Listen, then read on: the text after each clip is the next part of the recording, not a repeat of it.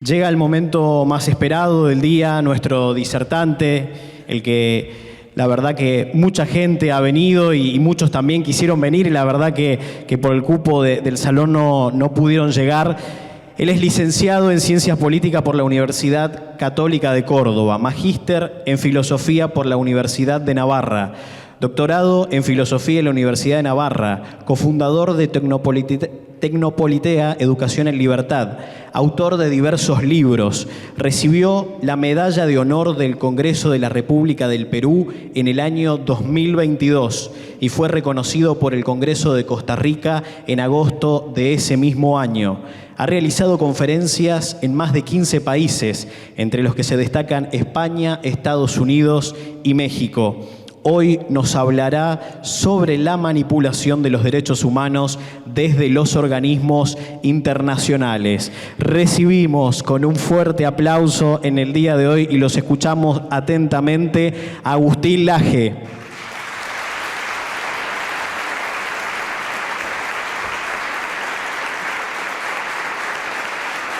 Muchas gracias.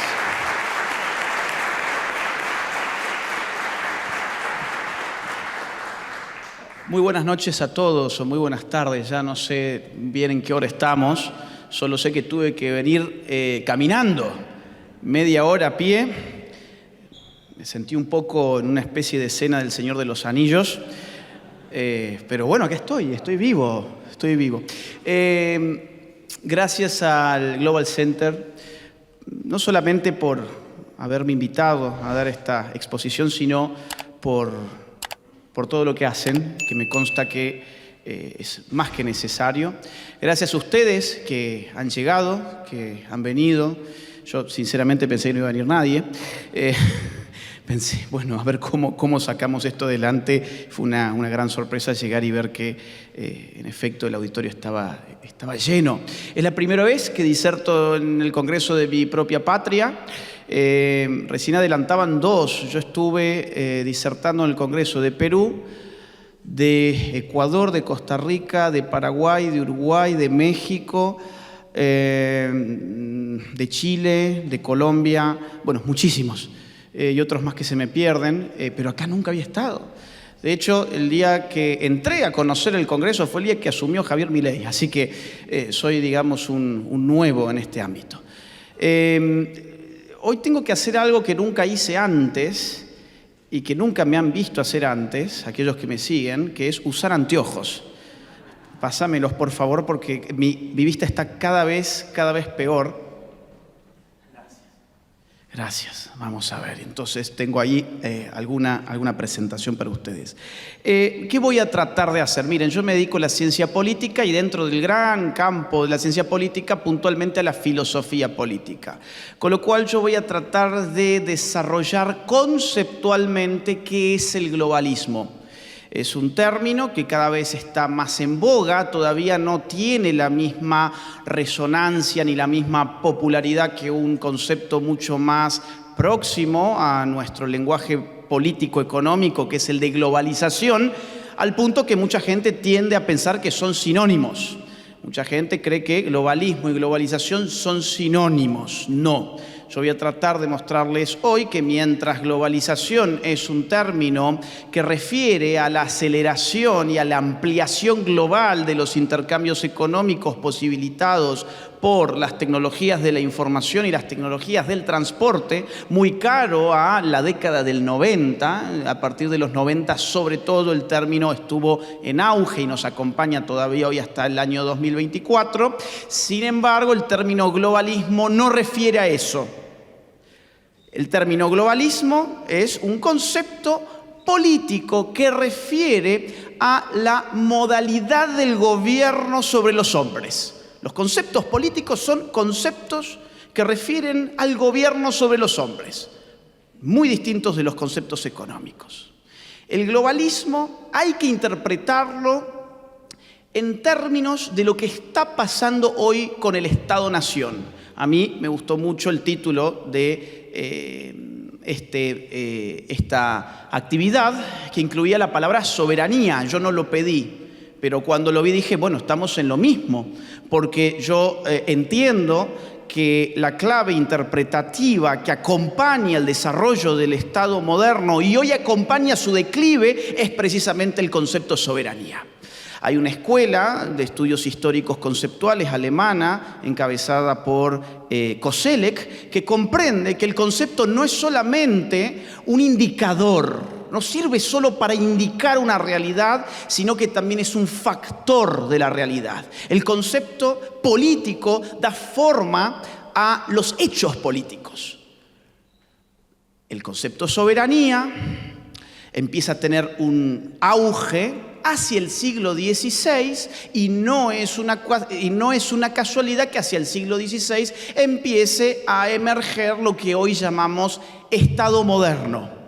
Cuidado, el Estado es una criatura viva, finita, temporal, tiene una vida temporalmente acotada. Sus inicios están, insisto, en el Estado moderno, en el siglo XVI, y el primero que va a hablar, yo me voy a guiar un poquito con esta presentación que les traje, digo, por si ustedes necesitan también acompañar la lectura mirando las pantallas, están a sus costados. Quien primero define el elemento característico del Estado es un francés llamado Jean Bodin. Jean Bodin publica en el año 1576 su obra titulada Los 6 libros sobre la República. Allí por primera vez aparece con tanta fuerza la idea de que la soberanía es el atributo que define al Estado. Dice así Jean Bodin, república, él por república quiere decir Estado, solamente que la terminología de la época seguía siendo esa, la república como cosa pública, la res pública. La república es un recto gobierno de varias familias y de lo que les es común con poder soberano, decía Jean Bodin. Claro, estaban saliendo del marco de la Edad Media, donde no había una autoridad central que monopolizara el uso de la fuerza. Seguramente todos están acostumbrados desde la emergencia del fenómeno libertario en Argentina a comprender al Estado como una organización que monopoliza el uso de la fuerza sobre un territorio específico. Bien, eso no siempre existió. Para darlo a luz, para parirlo, hubo que explicarlo. Y la explicación giró en torno al concepto de soberanía. ¿Qué es la soberanía? Dice Jean Bodin. 1576, dice, la soberanía es el poder absoluto y perpetuo de una república. ¿Qué significa esto? Que la Iglesia no tiene poder sobre el Estado, pero también significa que los cuerpos intermedios no tienen poder sobre el Estado y que los estamentos, en el caso francés, no tienen poder para generar leyes. Allí donde hay un poder soberano, hay una concentración de la facultad de dar ley a un grupo de personas que tienen algo en común. La soberanía como concepto va a acompañar, va a ir evolucionando desde entonces. Todavía en esta época se pensaba en términos de, cuando se hablaba de soberano, se pensaba en una persona de carne y hueso. Ustedes recordarán una frase atribuida a Luis XIV que no necesariamente es verídica, está hoy cuestionándose ese asunto que no es nuestro, pero la frase decía, el Estado soy yo. En ese entonces la idea de soberanía estaba encarnada en una persona de carne y hueso. Quien va a empezar a modificar esa concepción va a ser Thomas Hobbes. Hobbes, quien publica el Leviatán, en el año 1651, monta la portada más espectacular de la historia política. Esa es la portada del libro.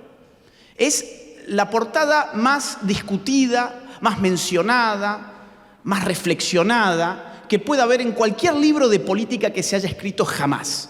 ¿Por qué? Porque se trata de un monstruo que él le llama Leviatán, que tiene la forma de un rey, ustedes verán, que tiene un cetro y tiene una espada. Es el poder de la fuerza y es el poder del derecho. Y es el poder de la fe también. El Leviatán para Hobbes tiene que interpretar la fe. Pero la particularidad es que está constituido por un sinfín de hombrecitos pequeños. Verán ustedes, está el Leviatán constituido por un sinfín de hombrecitos pequeños. ¿Por qué es esto? Porque la filosofía política ha tenido que legitimar la organización estatal y su concentración del poder. ha tenido que explicar en qué sentido el Estado es algo distinto de una banda de mafiosos que te asaltan a mano armada. Este gran problema es el problema de la filosofía política. Y a Hobbes se le ocurre una idea maravillosa que da inicio a la filosofía política moderna. Esa idea es: pensemos al hombre en una situación prepolítica, un hombre en estado de naturaleza. ¿Cómo sería ese hombre en estado de naturaleza donde no hay ningún organismo político que lo rija? Pues ese hombre sería un salvaje desesperado por conseguir sus deseos, por consumar sus placeres, y eso lo llevaría a estar en guerra de todos contra todos, dice Hobbes. Hay una guerra de todos contra todos, la sociedad no puede civilizarse hasta que esos individuos que también están dotados de razón se reúnan y sellen un pacto social. Ese pacto social sirve para constituir al Leviatán. El Estado entonces es el producto de la deliberación política de individuos que estaban aislados. Fíjense esto, qué interesante, dice Thomas Hobbes. En efecto, gracias al arte se crea ese gran leviatán que llamamos república o Estado, que no es sino un hombre artificial, aunque de mayor estatura y robustez que el natural, para cuya protección y defensa fue instituido, en el cual la soberanía es un alma artificial que da vida y movimiento al cuerpo entero. O sea, ¿qué es el Estado? Es un hombre gigante compuesto de todos nosotros. ¿Ustedes creen que esto es filosofía política quedada en el pasado? Eso me lo enseñaron a mí en el colegio cuando me decían, el Estado somos todos. O sea, somos hobbesianos. Porque no podemos explicar el Estado moderno sin pensar en términos de una función que es determinante para Hobbes y para los teóricos del Estado de allí en adelante, que es la seguridad. Sin Estado no podemos resolver nuestros problemas porque eso nos lleva a aplicar cada uno su propia ley. ¿Qué significa que el Estado sea soberano? Que un solo cuerpo va a instituir las reglas con las cuales la sociedad se puede coordinar. Esa idea habilita el Estado absoluto. El Estado absoluto, que es la primera forma del Estado moderno, es una consecuencia práctica, evidentemente, de estas ideas. Ahora, ustedes verán que yo les dije que este libro era de 1651, pues en 1648 ya hemos tenido la Paz de Westfalia. ¿Qué es la Paz de Westfalia? Es el acontecimiento político que da vida a un sistema internacional dividido territorialmente en unidades políticas que detentan el monopolio de la creación del derecho. Y eso es el Estado. Es decir, ¿desde cuándo existe el Estado moderno en términos prácticos? Paz de Westfalia. ¿Desde cuándo existe el Estado en términos teóricos? Desde Bodin en adelante y sobre todo Hobbes. Entonces, con esto, ¿qué les quiero decir? Que las ideas y la realidad se van entrecruzando. Hay un solapamiento. Cuando la idea logra solapar con la realidad, genera hegemonía. Entonces, allí va a aparecer una corriente que todos ustedes habrán escuchado seguramente, que es el liberalismo clásico. El liberalismo clásico es una reacción a Hobbes. ¿De la mano de quién viene? Viene de John Locke. Seguramente ustedes han escuchado al presidente Milley hablar del derecho a la vida, la propiedad y la libertad. Recién fue enunciado aquí por Martin Menem. Bueno, ¿de dónde sale eso? Sale de la respuesta que le da John Locke a Thomas Hobbes. Locke escribe el libro más importante para esto, es el segundo tratado sobre el gobierno civil, publicado en 1690. Que fue una contribución a la Revolución Gloriosa de 1688. John Locke va a definir al poder político como el derecho a dictar leyes. El Estado, dice, es el poder de hacer leyes. Todo esto ustedes pueden decir, ay, pero ¿por dónde está yendo? ¿Por qué termino hablando de estas cosas? No, esto es muy importante para entender el declive del Estado moderno. Ya han escuchado recién quién está haciendo la ley. No es el Estado, algo está pasando. Dice Locke, que no lo voy a leer, pero básicamente dice Locke que en realidad hay derechos naturales que preexisten al gobierno y que deben ser respetados porque los individuos pactan, como bien dice Hobbes, pactan, pero pactan para defender sus derechos, no para entregárselos al Estado. Esos derechos naturales son tres: el derecho a la libertad, a la vida, y dice Locke, state, que quiere decir hacienda. Lo podemos traducir por hoy propiedad. Bien. Entonces, el liberalismo clásico es una reacción al problema de la soberanía, que es ¿cuál es el alcance del poder legítimo del Estado moderno? El liberalismo dice, bueno, su poder legítimo tiene un freno en los derechos naturales de los individuos. Ustedes vayan registrando todo esto, pues esto es una introducción al tema central. El liberalismo clásico dice hay derechos naturales, esa idea no es moderna, de hecho tiene larga data, la recupera Locke, la trae de otros autores anteriores, y dice el freno del Estado es el derecho natural. Fundamentalmente los tres que hemos mencionado. Claro, ustedes dirán, bueno, otra vez hablando de autores, ¿qué importa que dijo Locke? No, importa mucho. Estas fueron las ideas que impactaron y legitimaron la revolución de 1688. Bien, y fue lo que absorbieron los americanos para llevar adelante su revolución de 1776. Estamos hablando de política en términos significativos, donde 2 siglos no son nada. Estas son las ideas que hoy estamos discutiendo, a pesar de su lejanía a priori. Claro, ahora falta aquí algo, falta la democracia. Y va a aparecer Rousseau. Rousseau va a publicar el Contrato Social allá por más o menos 1754, más o menos, y este va a ser el texto más importante de los revolucionarios franceses de 1789. ¿Qué va a decir Rousseau? Sí, es verdad, hay un contrato social, hay un pacto para salir del estado de naturaleza, pero esa soberanía la retiene, ¿quién? El pueblo, dice Rousseau. Rousseau, tengo una relación amor-odio con él.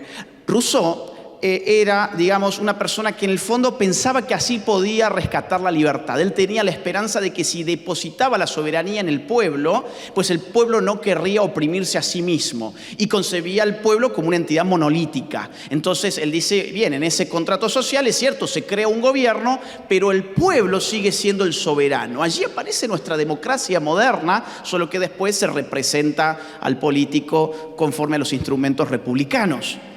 Pero fíjense cómo toda la filosofía política moderna, desde el siglo XVI hasta ya casi, digamos, siglo XIX o cerca del siglo XIX, versa sobre lo mismo y da origen a las ideologías que hoy discutimos.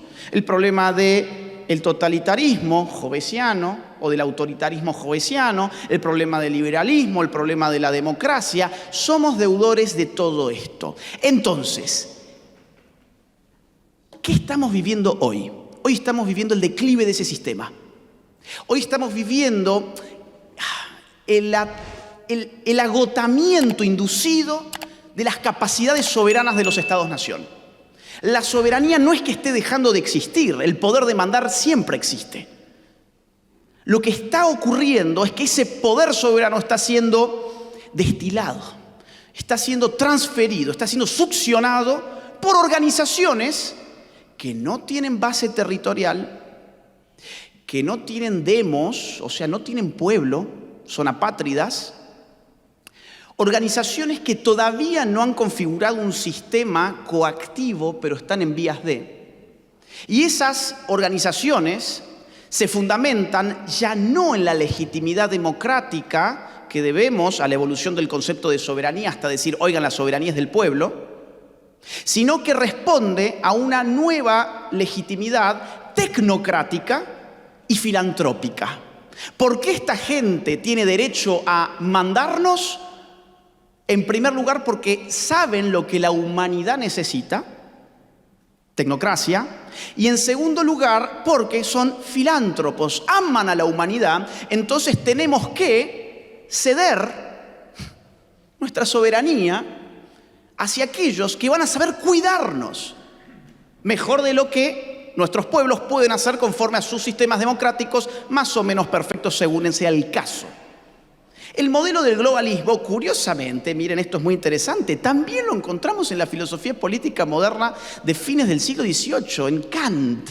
No voy a meterme con las citas porque tampoco veo con lentes ya, pero aparte sería muy largo, no quiero aburrir con estas cosas, pero Kant, ya en La Paz Perpetua, es un opúsculo que si mal no recuerdo es de 1795, dice, oigan, Hobbes planteó un estado de naturaleza que lo resolvió con un contrato social dentro del Estado.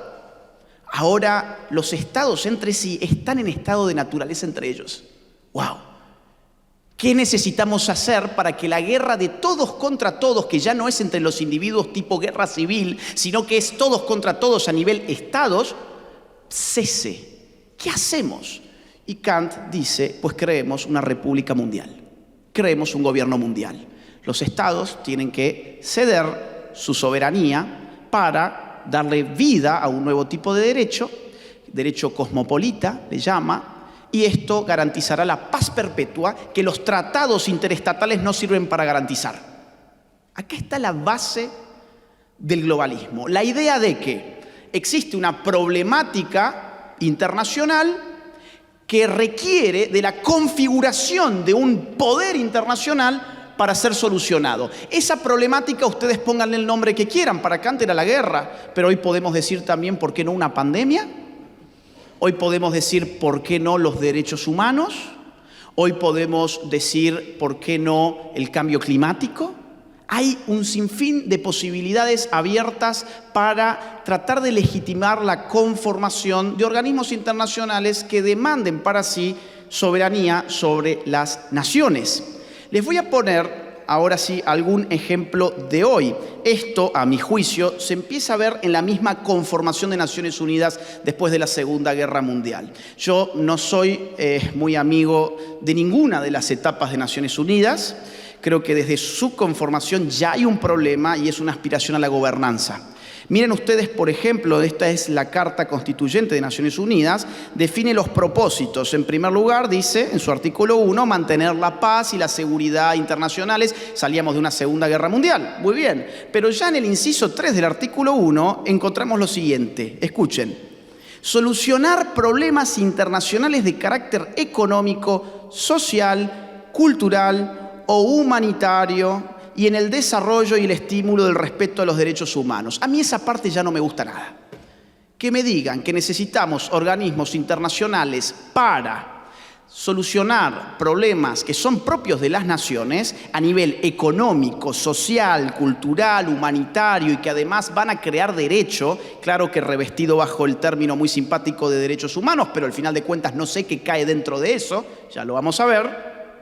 A mí me parece que es una suerte de embrión globalista que ya estamos viendo a mediados del siglo XX. Fíjense, por ejemplo, el artículo 55 de la Carta Constituyente, insisto, esto no es nuevo, esto es bastante viejo.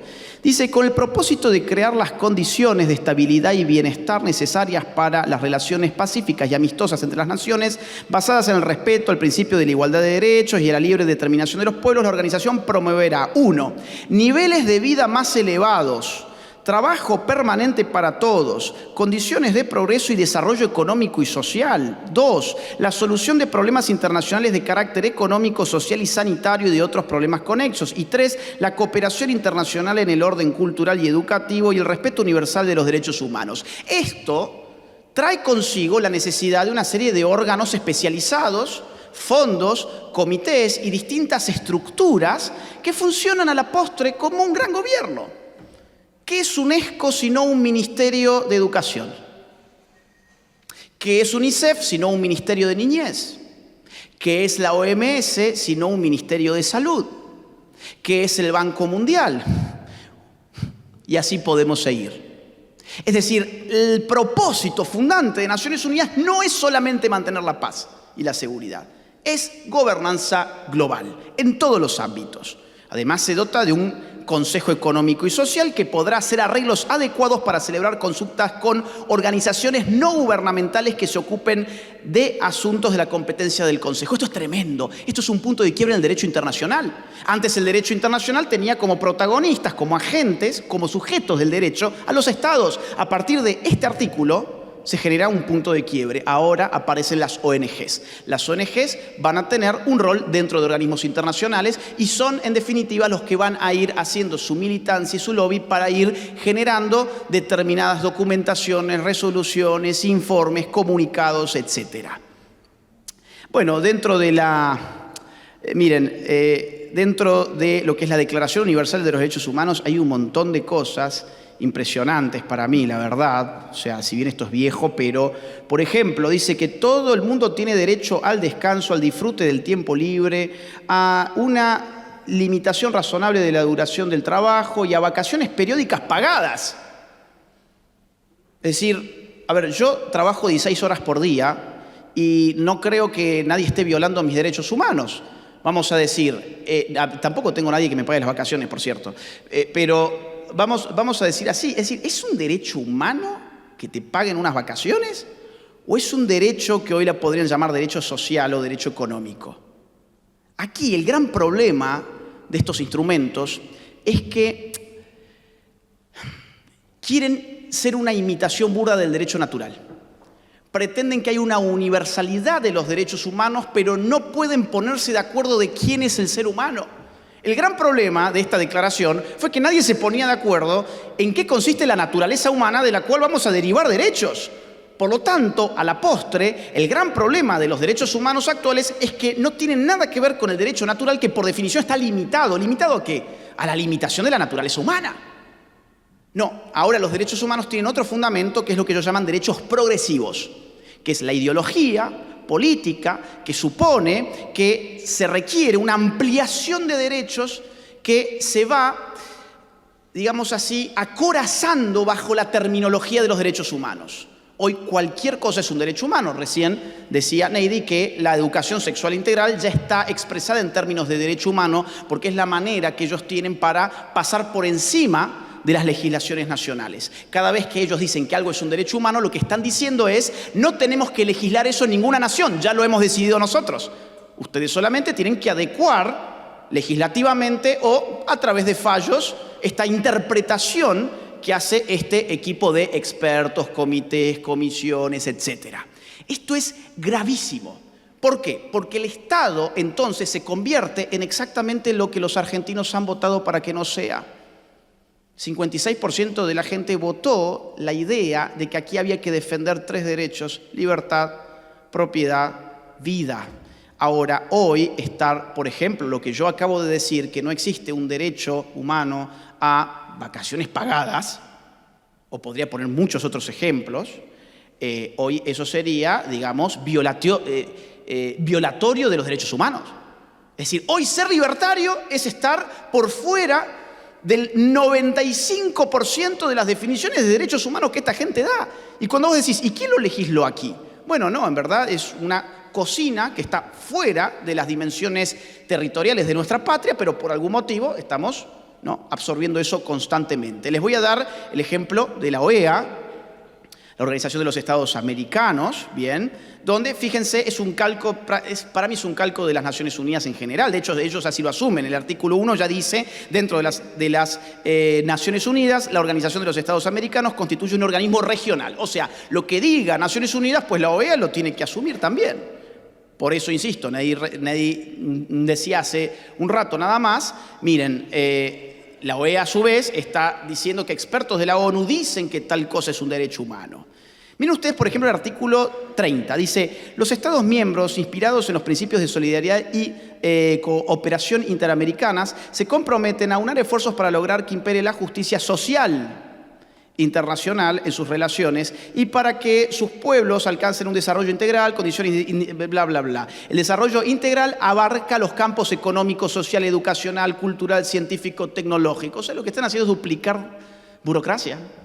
Tenemos burocracia para todo eso dentro del Estado, pues ahora en OEA tendrá que empezar a formarse distintos comités, distintos órganos que respondan a esto. Entre otros, el Sistema Interamericano de los Derechos Humanos. El Sistema Interamericano de los Derechos Humanos consta de 2 órganos. Uno de ellos es la CIDH, Comisión Interamericana de los Derechos Humanos, y la otra es la Corte IDH, Corte Interamericana de los Derechos Humanos. Déjenme ustedes mostrarles algunos ejemplos. En primer lugar, miren ustedes lo que es el financiamiento, algo recién decía también Neidy. Esto es de la CIDH, esa es la distribución entre fondos regulares y fondos específicos. El fondo regular es el que le viene de OEA, o sea, de los Estados americanos. El fondo específico, el verde, es el que le viene desde Google, pasando por la Fundación Ford, George Soros, Open Society Foundations, España, Suecia y distintos países que ni siquiera son de nuestro continente y que por algún motivo ponen allí dinero. Ya vamos a ver algunos de esos motivos. Bueno, aquí por más dudas, aquí está un detalle donde ustedes pueden ver cuáles son las siglas de las organizaciones que están financiando nada menos que la Comisión Interamericana de los Derechos Humanos. Y esto es a su vez el informe último que está publicado del año 2022 de la Corte, donde tenemos también una proporción alevosa de fondos excepcionales, o sea, de fondos de agentes que no son parte de OEA. Vamos a ver algún ejemplo. Miren esto. Este es un informe, si mal no recuerdo, del año 2015, que se titula Violencia contra personas LGBTI de la CIDH. ¿Bien? Miren ustedes algunas de las cosas que dice. Las sociedades en América están dominadas por principios arraigados de heteronormatividad, cisnormatividad, jerarquía sexual, los binarios de sexo y género y la misoginia. Toda una terminología que no tiene absolutamente nada que ver con los problemas que nosotros tenemos. Pero esta gente impone este tipo de terminología que el 99% de los pueblos no sabe ni siquiera qué demonios significa y van a operar sobre esa base. Estos principios, combinados con la intolerancia generalizada hacia las personas con orientaciones sexuales, identidades y expresiones de género no normativas y cuerpos diversos, legitiman la violencia y la discriminación contra las personas LGBTI o aquellas percibidas como tales. En este informe, la CIDH insta a los Estados miembros de OEA a adoptar medidas comprensivas para combatir la discriminación, prejuicios, bla, bla, bla. O sea, te va a decir que insta a los Estados a hacer una serie de cosas. Por ejemplo, los Estados miembros de la OEA deben adoptar un marco legal que proteja específicamente a las personas de la discriminación basada en la orientación sexual, la identidad de género, la diversidad corporal. Este marco normativo debe incluir leyes contra la discriminación, enmiendas a la legislación existente para incluir la no discriminación basada en estos motivos y leyes de identidad de género. O sea, te dicen que tenés que legislar. Leyes de identidad de género que son, por ejemplo, una ficción jurídica que supone que si yo ahora me autopercibo como mujer, pues entonces ustedes quedan obligados a percibirme de la manera que yo me autopercibo. Con un enorme problema, y es que la autopercepción es epistemológicamente inasequible. Yo no puedo saber cuál es su autopercepción. Entonces me expongo a tener un grave problema como el que tuvo Emmanuel Danan, que está aquí además, y que ha sido penado por eso recientemente. Por ejemplo, la CIDH acoge a la posición articulada por el Instituto Nacional contra la Discriminación, la Xenofobia y el Racismo del Ministerio de Justicia, Seguridad y Derechos Humanos de Argentina, INADI. O sea, felicitó al gobierno kirchnerista por este motivo. Dice de que los genitales y la asignación de sexo son dos conceptos distintos y que no existe una conexión necesariamente directa entre estos. En este sentido, el INADI ha indicado que la categorización de un hombre o una mujer es un acto social, cultural e institucional. Claro, por lo tanto, la CIDH pretende que todo el resto de estados americanos imite a INADI en este disciplinamiento ideológico que supone que tenemos que aceptar que un hombre o una mujer son cualquier cosa menos una realidad corporal biológicamente definida. Fíjense, en ninguna de las categorías aparece allí una realidad material biológica. Miren esto otro. La Comisión también reconoce la autoidentificación de cada persona como principio rector. O sea, lo que yo autoperciba ser, pues entonces yo seré o alguien estará violando mis derechos humanos. No se olviden, esto es estándar de derechos humanos. La Ley de Identidad de Género de Argentina constituye la mejor práctica en la región, en tanto no requiere ningún tipo de intervención o procedimiento médico, procedimiento judicial o certificación psiquiátrica o médica para el reconocimiento del género de las personas. O sea, lo que va a pedir, ya vamos a ver, es que los estados quiten cualquier tipo de requisito para, entre muchas comillas, porque es algo imposible, cambiar el sexo. Existe amplia documentación sobre la existencia, escuchen esta es fantástica. Existe amplia documentación sobre la existencia de dos espíritus y diversas sexualidades ancestrales en grupos y pueblos indígenas antes de la colonización. Las personas, dos espíritus, tienen tanto un espíritu masculino como espíritu femenino. Y después, los retrógrados somos nosotros. Ellos, los progresistas, son los que están a favor de la ciencia y nosotros somos los fanáticos religiosos.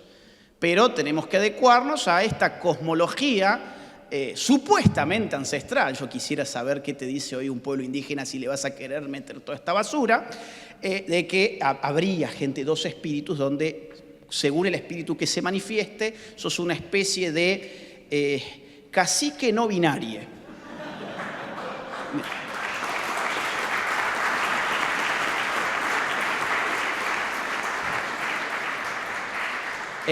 Espero que me vuelvan a invitar, ¿eh? No.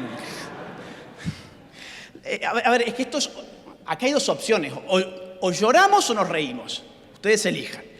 A ver, acá hay otra, miren, la CIDH ha indicado que los tratados internacionales de derechos humanos, tales como la Convención Americana, son instrumentos vivos que deben ser interpretados de conformidad con los tiempos actuales y como base en un criterio evolutivo. Chao, ya está, perdiste. ¿Qué es la Convención Americana? Es un texto muy claro, léanlo, es muy claro. No. Es un instrumento vivo. ¿Qué significa que sea vivo? Que debe ser interpretado con arreglo a la evolución de los tiempos. Yo quisiera saber quién determina hacia dónde evolucionan los tiempos. Créanme, es una cosa muy difícil de hacer. Y además, yo quisiera saber en qué sentido es legítimo imponer a la gente una interpretación sobre la evolución de los tiempos. La CIDH ha señalado que las declaraciones públicas positivas por parte de autoridades del Estado son un factor clave en la lucha contra la estigmatización de las personas LGTBI y que los Estados juegan un rol crucial en guiar los cambios sociales dirigidos a combatir la discriminación y los prejuicios, etc. ¿Esto qué significa? Le está pidiendo a los Estados que los Estados sean los que esgriman constantemente toda esta pose ridícula, absurda, donde cuanto más banderas multicolor te puedas tirar encima, pues más inclusivo vas a ser y vas a estar, no sé, reivindicando en clave interseccional a todo un grupo de gente. Y además le pide al Estado que sea el rector del cambio social, o sea, que haga ingeniería social. Sigue así. Las políticas estatales dirigidas a educar al público sobre derechos humanos con una perspectiva de género y diversidad no deben limitarse a los ámbitos educativos. Por el contrario, deben ser transversales en todos los ámbitos en los que opera el Estado. No te detengas en la educación. Sí, queremos meter todo esto en la educación, pero no solo ahí está tu rol. El Estado tiene que llevar esta ideología a su totalidad, o sea, hacer de esta ideología un nuevo totalitarismo. Los Estados deben promover que los medios de comunicación jueguen un rol positivo en la lucha contra la discriminación, contra el LGBT, etc. Garantizar que las políticas y programas educativos estén especialmente diseñados para modificar los patrones sociales y culturales. O sea, ¿qué te están diciendo? Te están diciendo, arma un programa educativo para modificar a tu sociedad. ¿Y quién te lo dice? ¿Saben cuánta gente integra esto? En calidad de comisionados, 7.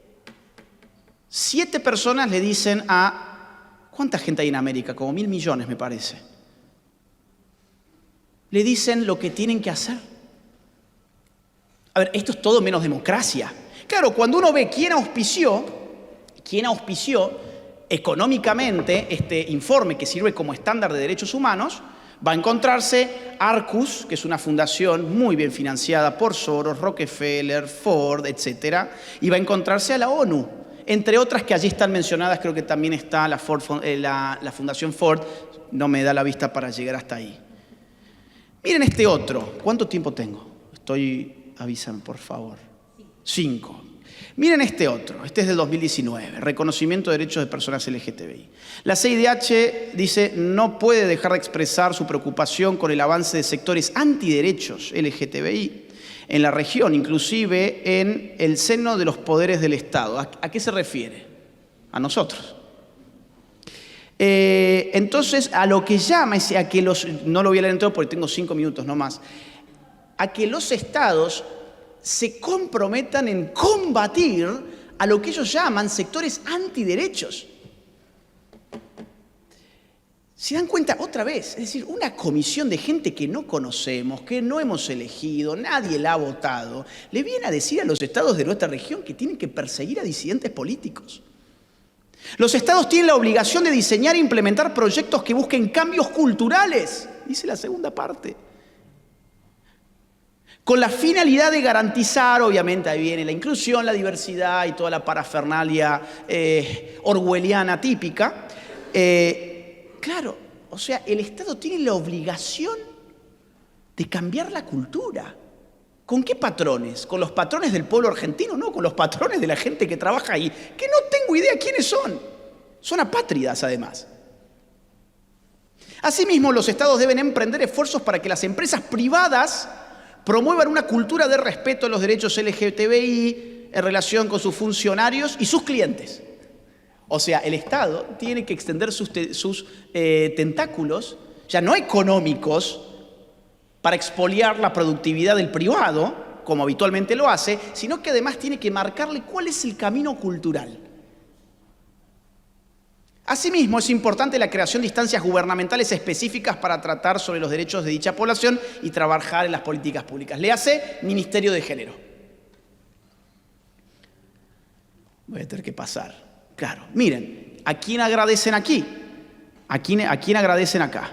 Al Trust de las Américas, a ver si ustedes, chicos, tienen mejor, a la Fundación Arcus, Wellspring y Philanthropic Fund, que está muy financiado, por ejemplo, por Open Society Foundations. Y después llegamos a este que es el último, dice, la comisión complementará el estudio de las cuestiones bajo análisis en el presente informe a la luz de los compromisos asumidos por los estados en el marco de la Agenda 2030 para el Desarrollo Sostenible. O sea, te metieron por la ventana ahora Agenda 2030. Antes, en los otros informes, todavía no te hablaban de Agenda 2030. En este ya te empiezan a decir, che, tu obligación, fíjense, habla de la obligación del Estado. Tu obligación es con la Agenda 2030 y yo interpreto lo que es la Agenda 2030, además. La comisión desea enfatizar que el derecho al reconocimiento de la propia identidad de género también implica el derecho de que toda persona debe ser tratada de acuerdo con su identidad autopercibida. En términos prácticos, esto significa que ante la sola declaración de que una persona se autopercibe en un género determinado, surge el deber de tratar y referirse a esa persona conforme a dicha identidad. Les cuento un caso de mi ciudad, Córdoba, hace un par de años nada más, un preso que estaba en la cárcel masculina, en las celdas masculinas, se le ocurrió que a partir de ahora él era una mujer. Ni siquiera se afeitó, era una mujer. Pidió a un juez un cambio de identidad de género, como esto es un derecho humano, entonces pasó a ser una mujer y lo pasaron a la celda de mujeres, donde terminó violentando mujeres y embarazando a una presa. Hoy, si un hombre se mete en un baño de mujeres y alega ser una mujer, pues el dueño de la empresa en cuestión no tiene ningún derecho a decirle que por favor vaya a su baño. Deportes femeninos, donde los hombres ingresan en el nombre de los derechos de la identidad de género y así poder... O gente que se ha jubilado 5 años antes, vamos. En Salta ha habido un caso, un hombre se jubila 5 años antes porque cambia su identidad de género justo cuando cumple 60 y la mujer se jubila a los 60. Bien. La CIDH declara que una de las herramientas más importantes con las que cuentan los estados para revertir las situaciones de exclusión, dice, son las medidas de acción afirmativa. La comisión apoya entonces las medidas de acción afirmativa, medidas especiales de carácter temporal, medidas de discriminación positiva o discriminación inversa. O sea, hoy en el nombre de los derechos humanos tenés que discriminar a las personas según sean opresores u oprimidos según tu ideología. Si sos hombre, bueno, ya la tenés bastante complicada porque serías algo así como el dueño de un sistema patriarcal. Si sos heterosexual la tendrías todavía más complicada porque además sos el representante de la heteronormatividad y si encima sos cisgénero, que ahora es la nueva terminología para decir que sos una persona normal, entonces ya está. Digamos, mejor entregale tus cosas a los lobbies de oprimidos del mundo, que curiosamente se llevan todo el financiamiento internacional, tienen el apoyo de todos los grandes medios, tienen el apoyo de todas las universidades, tienen el apoyo de las grandes multinacionales, tienen incluso hasta un mes entero para hacer sus manifestaciones y que todo el mundo los aplaude y los celebre, pero son los oprimidos. Miren, esto es increíble. Otra vez esto fue financiado, en este caso, otra vez por Arcus, otra vez por el Trust de las Américas, Wellspring, el gobierno de Holanda. El gobierno de Holanda puso plata para esto, ¿te das cuenta? Miren, ya no tengo más tiempo para esto. Esto es, les cuento muy rápido sin leerlo, es una opinión consultiva de la Corte IDH. Acabamos de ver los ejemplos de la Comisión Interamericana. La Corte es un órgano contencioso donde se llevan a veces a pedir opiniones consultivas y en este caso es del Estado de Costa Rica, esto fue del año 2017, donde la Corte dijo que efectivamente era un derecho humano algo llamado identidad de género, era un derecho humano la adopción homoparental, era un derecho humano todas estas cuestiones de las que estamos hablando hoy y que los estados tenían la obligación internacional de acondicionar sus sistemas legislativos en torno a esas exigencias del sistema al cual han adherido, que es el Sistema Interamericano de los Derechos Humanos.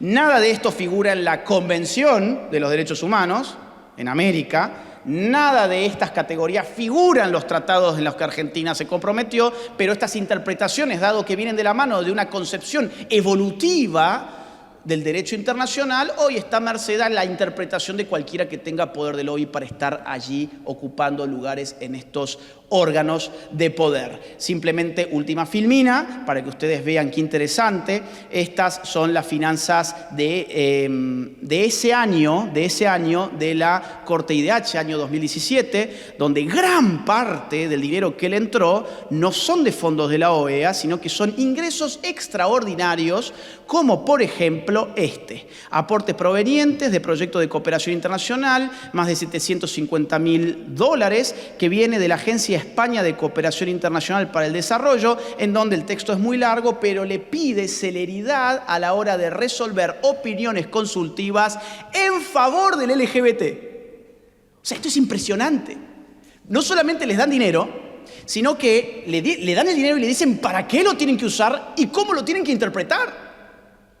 Te lo dicen, y esto es el informe de la Corte IDH, donde te dice, bueno, España nos ha dado casi $1 millón y nos ha pedido esto. Y ahí está el texto para todos ustedes, donde les pide explícitamente opiniones consultivas en favor del lobby LGBT. Y acabamos de ver que, en efecto, a fines de ese año salió por fin una opinión consultiva que coronó como derecho humano todas estas cuestiones que estábamos conversando. Bueno, espero que esta exposición les haya resultado útil para seguir defendiendo la patria, que depende de que nuestro pueblo continúe siendo verdaderamente soberano frente a intentonas de élites globalistas que no son populares, que no son democráticas, pero que tienen gran poder de lobby y mucho dinero para imponernos modos de vida que no son los nuestros. Muchas gracias.